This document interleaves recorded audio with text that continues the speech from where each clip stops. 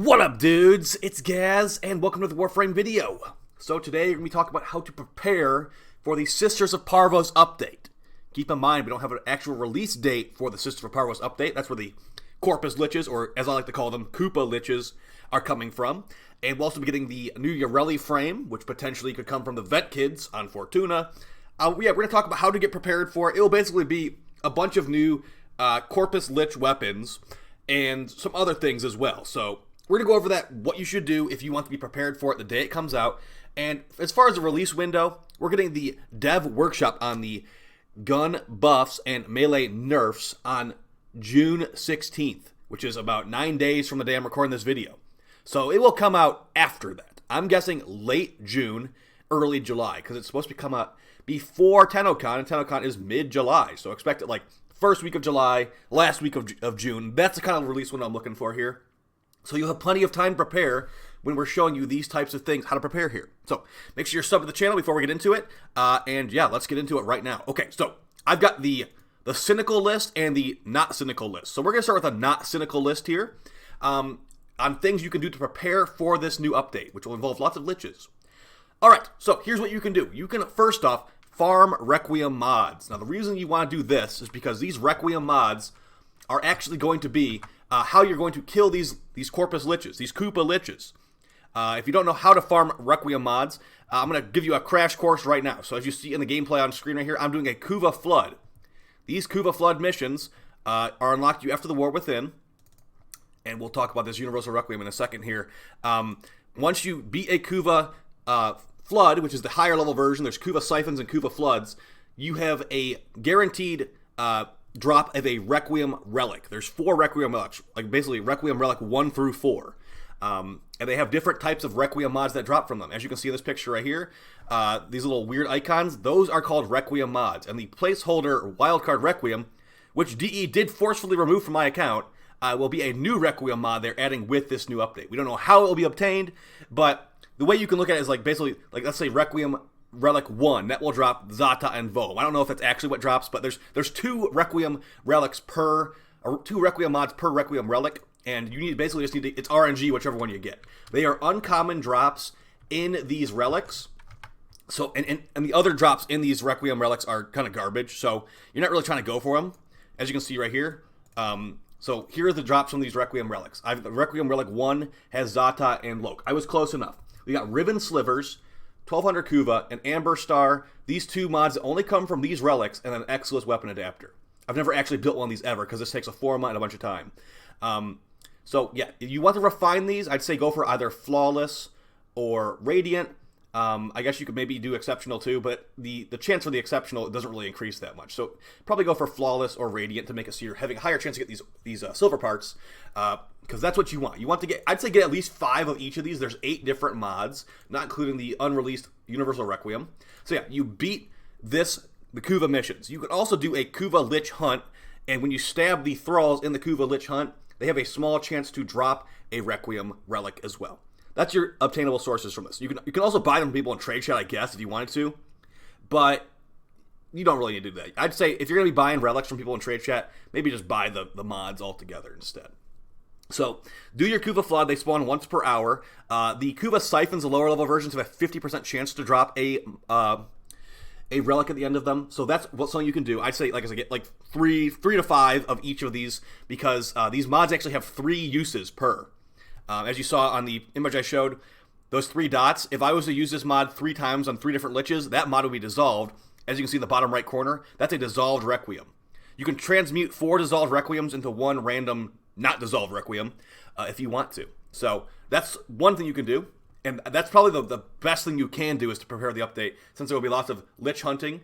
Let's move on to the next thing, and that will be farming Zenith Granum coins. If you're not paying attention to all the stuff that's happening in the dev streams and all that, the new Koopa liches, the way you'll obtain them, you need to actually beat a Granum Void, which is one of those modes where you see the golden hand in the Corpus missions, and you basically jump in there, you have to use the coin. The Zenith Granum coin drops from the higher tier Corpus missions. So we're talking Neptune and Pluto, basically.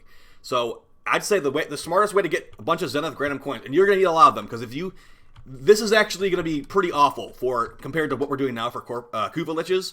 For Corpus Liches, if you use your Zenith Granum coin and enter the Granum Void, and you see that whatever weapon the Larvaling has, you're like, oh, I don't want an Archoplasm, or I want a Tetra for some reason. So these types of missions, the ones in the spaceship, it's like this mobile defense right here, you have to be in the spaceship, on the ground, it's not going to count. If you see a weapon you don't like from that Kuva Larvaling and you abandon the mission, your Zenith Granum coin is consumed. So I'd say you probably want a lot of those. If you're going to be trying to fish for the exact weapon you want and get a max roll, you're going to probably want like 50 to 100 coins, guys. And the way these drop, they drop from the treasurers in these missions. The treasurer will spawn every like 2 to 4 minutes into the mission, kind of like Stalker. And in endless missions, he will spawn every 5 to 8 minutes. So the smartest way to do this, I'd say look at the fissure missions.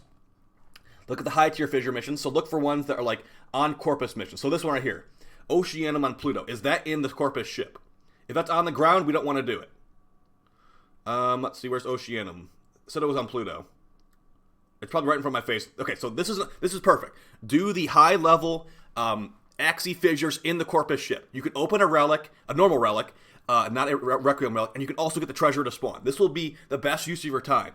Get a bunch of those Granum coins, because you're going to need a lot of them, guys, if you want to get max rolls on these weapons. Alright, moving on. That's 2 things. Those are 2 things involving Corpus Liches that might be a bottleneck, potentially. Oh, by the way you get the Requiem mods out of those Requiem relics is you need to run the Requiem fissures. So the gameplay on the screen will show you what I'm going to be doing. Like, basically, run the fast ones. There's different Requiem fissures that will pop up. There's Requiem, the ones that I recommend to you, Requiem Exterminate, Requiem Survival, and Requiem Disruption. Those are the best ones. The endless versions, Requiem Disruption and Requiem Survival, those will give you Kuva per minute as well as you're completing the missions, as long as you're doing it right. And you're also opening your relics, so those are great. The nice thing about the Requiem Exterminate is it's really fast, and it's usually like there's a good amount of people in matchmaking for this one. So just speedrun it with like Saren and the Kuva Brahma. You can use the Ensnare and Saren video we put out a couple weeks ago. That's what I'm using in this footage here, and it goes really, really fast. You're basically just waiting for your teammates at extraction. Alright, the next thing that is not involved, I guess it kind of is involving Liches, get your Railjack set up. And maybe even farm intrinsics for the new rank 10 command intrinsic that's coming out. The rank 10 command intrinsic will be elite crew members you can buy from Ticker on Fortuna. And the final fight for these Corpus Liches and the normal Kuva Liches will be moved to Railjack, guys. So that is something that will be forced upon you. We'll get to the Cynical list in a little bit here. That will be forced upon you, so you might want to get your Railjack set up. If you've been neglecting it, it might be time to finally bite the bullet and do it. We have plenty of videos on what to use in Railjack. It does take some time. You can do the Rising Tide quest. You can even buy it with Plat if you really don't want to do the quest at all. As buying a Railjack with Plat is a thing you can do now, and it will auto-complete the quest if you buy it with Plat. So it's honestly up to you. If you have more time than money, you have more money than time. It's whatever your situation is. Maybe get it set up because you're going to need it to beat the Liches now. I'm going to just crack into the Cynical list real quick. If you don't want to do Railjack, get all your Kuva Lich weapons maxed out right now, because you're about to be forced into Railjack. Get your Kuva Nucor, get your Kuva Brahma, get your Kuva Comb, because if you don't like Railjack, get it done now. All right. And then the last thing you could do before we get to the Cynical list, you could increase your K-Drive rep. We have the video from yesterday where if you want to get your rally might come from the K-Drive kids. It's not too awful. I mean, riding the K-Drive is terrible, but the rate at which you're increasing your rep is not as bad as it used to be. So that's good. All right, let's get into the Cynical list here. Now this is... All right, guys. This is the Cynical... Dislikes, I'm sure, will come from this, but let's just go over it anyway. Okay. Like I said, max out your Kuva weapons before they force you into Railjack to get these guns. Get 1,000 Plat. You know why get 1,000 Plat? Because you don't want to farm K-Drive rep, and there might be a new Kuva or Koopa Lich bundle. If you look at when the normal Kuva Liches came out, we had this 800 Plat bundle, which was like, it came with exclusive cosmetics. You had to basically buy this 800 Plat bundle to get these really ugly armor sets, and these actually pretty good color palettes down here. And it will come with most likely like the Netra, like you'll get one of each of the Requiem mods, which I said I'd say get like 3 to 5 of them to hunt the Kuva Liches, and it will also come with some Radiant Requiem relics, which you can refine, like I said. So if you want to get this, because it will probably come with exclusive color palettes, that's going to be what you should be doing. There's no other way to get them. You can't buy these individually at all. It's only part of the bundle for 800 Plat. So that's one thing you could do, is get 1,000 plat to buy your rally and that bundle. Moving on past that, yeah, this is the biggest one of them all. Find another game to jump ship to if DE kills the game with the melee nerfs. We don't know how bad they will be, but I can tell you for a fact from the leaked mods, if that's all there is, it is going to be a yikes of a day for Warframe for sure. If we're just getting the mods where it's like, unequip your melee and you get increased gun damage, and then they end up nerfing melee, like the big mods, like if they end up nerfing like the big three, like Condition Overload, Weeping Wounds, Blood Rush, and we just get Band-Aid mods to solve the gun difference, it's going to be a yikes. So maybe find a different game to jump ship to if you want things to settle down, or get your pitchfork sharpened and ready, because if we rebel hard enough, maybe they'll have to revert it. They've reverted things in the past that were really stupid. They definitely have done that.